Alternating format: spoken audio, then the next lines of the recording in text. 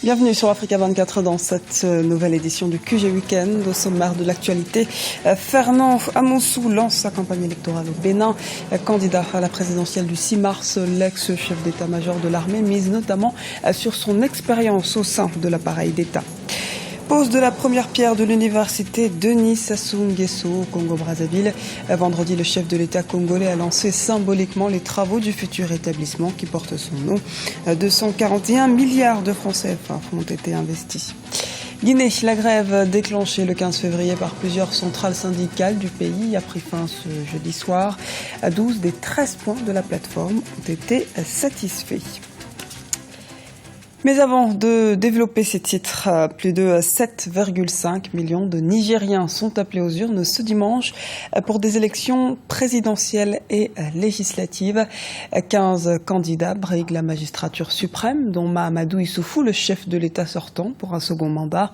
Les électeurs doivent aussi élire 171 députés en votant pour une liste ou pour un seul député dans les 8 circonscriptions spéciales qui ont été créées pour prendre en compte les communautés. Plus de 6000 observateurs nationaux et internationaux sont par ailleurs accrédités. L'Union africaine a notamment déployé une mission d'une 40aine d'observateurs. Et sachez que ce soir, Africa 24 vous propose de suivre l'émission Le Niger des talents à 19h30 GMT, suivi de la soirée ce dimanche entièrement consacrée à ce scrutin dès 20h GMT. Journée électorale donc ce dimanche, les électeurs de l'île de Grande Comore éliront aussi les 3 candidats pour le second tour de l'élection présidentielle du 10 avril. Pour ce tour préliminaire, 25 candidats sont en lice. Des mesures de sécurité importantes ont été déployées dès le samedi 20 février pour éviter les fraudes redoutées par 23 candidats. Parmi les candidats en lice, il y a celui du pouvoir sortant, Mohamed Ali Swali, l'ancien chef de l'État Azali Yassoumani, le gouverneur de la Grande Comore, Mouni Baraka, ou encore Fami Saïd Ibrahim, qui est le poulain de l'ex-président Sambi, et une seule femme, Youssouf Abdou Mouanaïcha.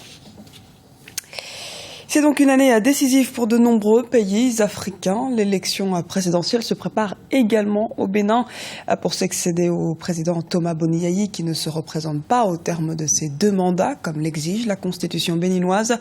Ils sont une trentaine à briguer la magistrature suprême, parmi lesquels le général Fernand Amoussou. Les précisions de Deo Gracia Sokpodo. La campagne électorale pour la présidentielle du 6 mars a officiellement débuté vendredi 19 février 2016 au Bénin. 33 candidats sont en lice, dont l'ancien chef d'état-major des armées, le général Fernand Amoussou, qui veut partager sa vision avec l'ensemble des Béninois. Son objectif, gagner cette élection dans la paix et offrir un mieux-être à la jeunesse du pays dans la sécurité. Selon lui, le système politique devrait également être amélioré. À chacune de nos élections, il se forme toujours des alliances, des coalitions qui se font et se défont. Voilà. Cela est une illustration parfaite des insuffisances de notre système. C'est-à-dire que aucun de nos partis politiques n'a actuellement la dimension nationale et l'envergure nécessaire pour avoir un candidat ou des candidats à des élections comme l'élection des députés et d'y aller tout seul. Et donc cela montre qu'il est extrêmement impérieux de faire des réformes politiques pour nous amener progressivement à avoir des partis forts et influents. Membre de la coalition des acteurs politiques prônant la rupture en termes de gouvernance, le candidat Fernand Amoussou compte mettre l'accent sur la sécurité du pays. Le porte-étendard du parti dénommé Alliance des forces de l'avenir, l'AFA, s'engage aussi à préserver la liberté individuelle et collective. La préservation des valeurs que sont entre autres le respect du bien public, l'autodiscipline doivent être au cœur des préoccupations, tout comme les questions sociales et économiques. Je pense aujourd'hui, ce dont les Béninois ont le plus besoin, c'est que le pays soit mis en ordre. Mes compatriotes savent que je tiens toujours un langage de vérité. Je suis très très attaché aux principes démocratiques, au respect des libertés. J'y suis profondément attaché. Et je sais que mes compatriotes, par ma candidature, ont trouvé celui qui va mettre de l'ordre pour que le pays redémarre sur des bases saines, clair, transparent. Dimanche 6 mars 2016, plus de 4 millions d'électeurs béninois se rendront aux urnes pour élire le prochain locataire du palais de la Marina. Unanimement, toute la classe politique et la majorité des acteurs de la société civile en appellent à la responsabilité de chaque citoyen. À quelques jours de cette élection, les inquiétudes se multiplient. Seulement 35% des cartes d'électeurs ont été produites selon le Centre national de traitement, organe chargé de cette opération qui néanmoins rassure. L'ensemble des cartes seront distribuées d'ici le 5 mars 2016. Résultat d'élection cette fois, Faustin Archange Touadéra a été élu président de la Centrafrique. L'ancien Premier ministre a obtenu plus de 62% des suffrages au second tour contre 37,29% pour son rival, Anissé Georges Dologuélé. Ces résultats doivent être à présent validés par la Cour constitutionnelle de transition. Par ailleurs, la participation au niveau national n'a pas été aussi forte qu'au premier tour. Sur 1 954 433 électeurs inscrits, 1 153 300 ont voté selon l'autorité nationale électorale. Le président congolais Denis Sassou Nguesso, candidat à sa propre succession, a lancé le chantier de l'université éponyme. Le chef de l'État a procédé ce vendredi 19 février à la pose de la première pierre de l'établissement situé à Kintélé, à 17 km au nord de la capitale Brazzaville. Un reportage de Jacques Amboka, notre envoyé spécial au Congo. Préparer l'avenir du Congo sur la voie du progrès par un enseignement de qualité dans des conditions adéquates, c'est l'ambition de l'université Denis Sassou Nguesso, dont la pose de la première pierre par le chef de l'État a eu lieu ce vendredi 19 février 2016. À travers l'université Denis Sassou Nguesso, les autorités du pays espèrent faire du Congo une destination universitaire. Il n'y a pas de développement économique, social et culturel sans un système d'enseignement supérieur performant et compétitif, accessible à toutes les couches de population. C'est bien pour cette raison que toutes les puissances du monde, établies ou réputées émergentes, sont aussi des destinations universitaires. Le Congo, notre beau pays, peut donc à bon endroit espérer devenir un pays pourvoyeur de bien-être pour ses citoyens et une destination universitaire. Les travaux de l'université Denis Sassou Nguesso sont effectués par la société chinoise Unicom Development sous la supervision du ministère des Grands Travaux. Ils coûteront au trésor public congolais la somme de 241 milliards de francs CFA. Ici sortent de terre 37 bâtiments totalisant en surface bâtie de 36,5 hectares.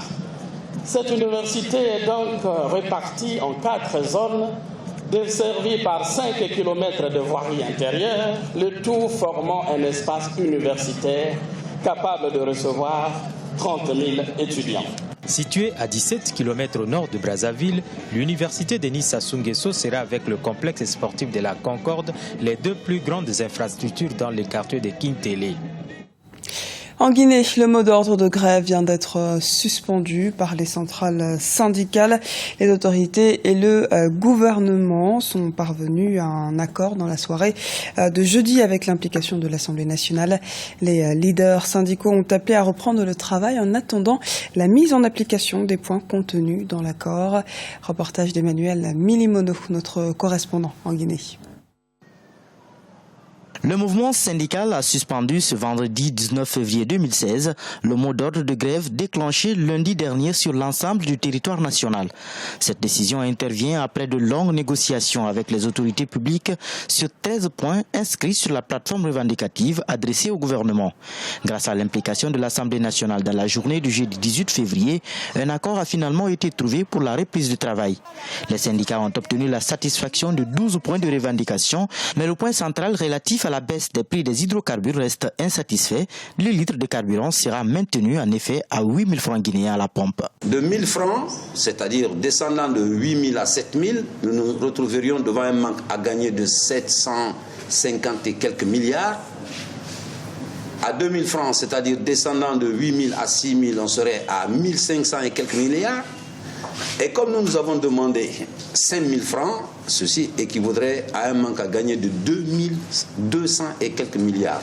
Le gouvernement guinéen a consenti à l'application de la nouvelle grille salariale indiciaire qui prend en compte plusieurs points dont celui des primes, pensions ou conventions collectives ainsi que les différentes caisses de solidarité. La Guinée serait selon les autorités dans un programme de revue avec le Fonds monétaire international FMI, une raison qui explique l'impossibilité de baisser le prix du carburant de peur de créer un nouveau déficit budgétaire.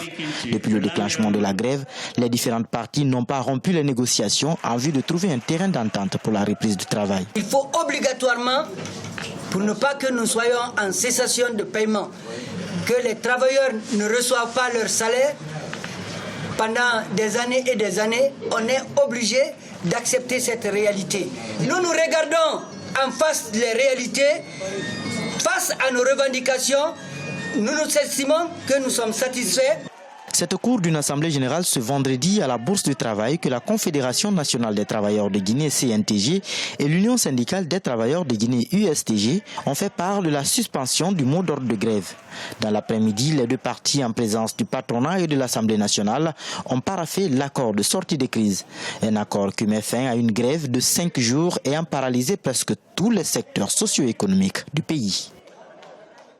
C'était le journal de la rédaction. Merci de nous avoir suivis. À retrouver dans un instant une nouvelle édition de l'actualité sur Africa 24.